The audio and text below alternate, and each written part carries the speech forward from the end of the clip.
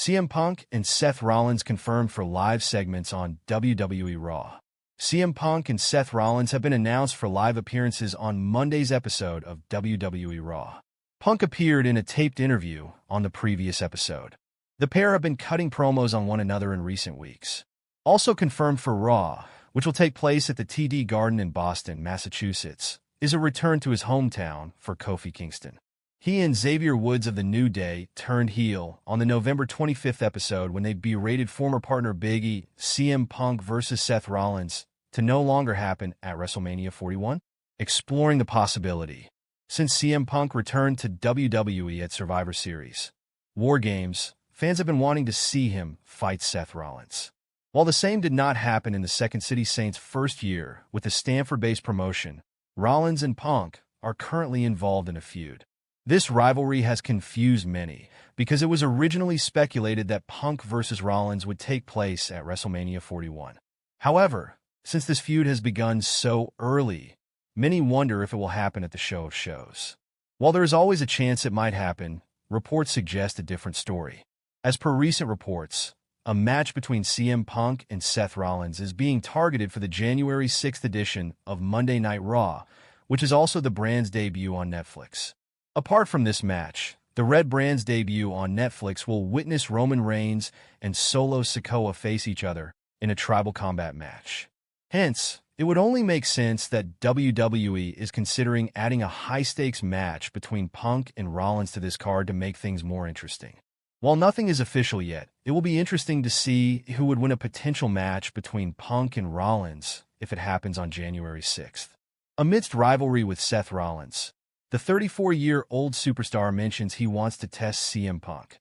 Given CM Punk is faced with the prospect of facing a dangerous opponent like Seth Rollins, the best in the world already has a lot on his platter.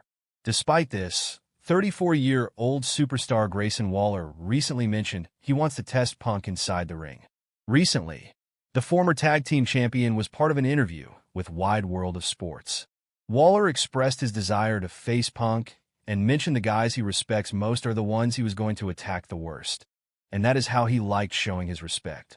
Either way, I want to test myself against CM Punk, and I want to be what he used to be. He finally deserves some karma. Remember how he used to act? I want to know how it feels when you get someone on the other side of you. The guys I respect the most are the guys I'm going to attack the worst, because that's how I show my respect. I think in our business now, too many guys are soft and too many guys don't want it and don't work towards it, which kind of makes me sick, he said. While Waller is certainly talented and ambitious, a match against Punk seems impossible right now, given the latter is in a rivalry with Rollins. It's also worth noting that the 46-year-old and Waller are both on different brands, with the former on Raw and the latter on SmackDown. Seth Rollins teaming with Roman Reigns at WWE Survivor Series would be a giant mistake. After all I sacrificed to take that tyrant, Roman Reigns, out of power to tear him down, and now you want me to team with you guys to help build him back up? A dismayed Seth Rollins had every right to be shocked that Sami Zayn would ask him to partner with the Reigns-led OG Bloodline against Solo Sikoa, Jacob Fatu, Tama Tonga, and Tanga Loa at Survivor Series WarGames. He had broken his body and sacrificed the World Heavyweight Championship to take down the Tribal Chief at WrestleMania 40, so the idea of working with him to put him back in power as the undisputed head of the table makes no sense. Equally nonsensical would be for the visionary to go back on his word to Zayn and later Solo Sikoa that he will never team with Reigns again. Rollins turned down Sikoa's offer to fight against the OTC, vowing never to partner with Reigns or rip off him. That moment should have ended any connection between Rollins and the Bloodline saga entering Survivor Series. But something about the manner in which Sikoa and company operate, and the fact that another showdown between Rollins and Bronson Reed is slated for next week's main event suggests that may not be the case. Sikoa was disrespected and Fatu immediately stepped forward, ready to rain down on Rollins with a beating if needed. Instead, he was held back, likely because there would be retribution in a grander form, perhaps as early as next week's main event. If that does happen, and it served as the emphasis for Rollins to set aside his issues with Reigns to join his team at Survivor Series on November 30th, it would be a cop-out of major proportions. First, outside of shoehorning guys onto the card, There is no need for 5 men on each team in WarGames. The story doesn't call for it. Reigns, the Usos, and Zayn against Sikoa, Tonga, Loa, and Fatu is the marquee match. Adding to it only waters it down and makes it feel like the story had to fit the contest instead of the other way around. Watering things down has not been a signature of Triple H's time at the creative helm, so it would be surprising for him to go that route now. Secondly, it threatens Rollins' credibility with fans. Everything he told Zayn was correct. He broke his body and lost his title to tear Reigns down. He dredged up old wounds in the form of the Shield's breakup and used the mental advantage he held over the tribal chief to help end his run at the top of professional wrestling at WrestleMania 40.